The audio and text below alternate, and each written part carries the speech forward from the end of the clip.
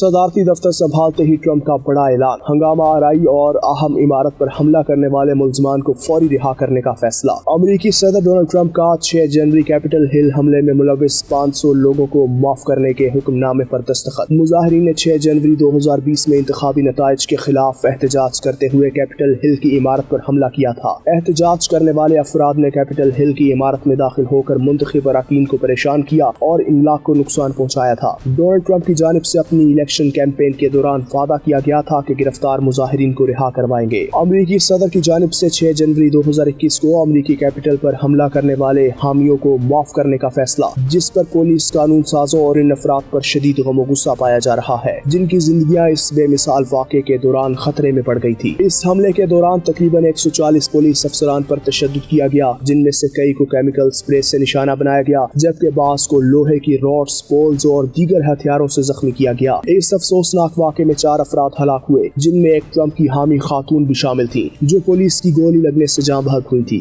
माहिरीन का कहना है कि सदर के इस फैसले से कानून नाफिज करने वाले इदारों के अहलकारों और कांग्रेस के अरकान के दरमियान शदीद बेचैनी और नाराजगी पैदा हो सकती है, जो पहले ही इस वाक़े के असरात से निमटने की कोशिश कर रहे हैं।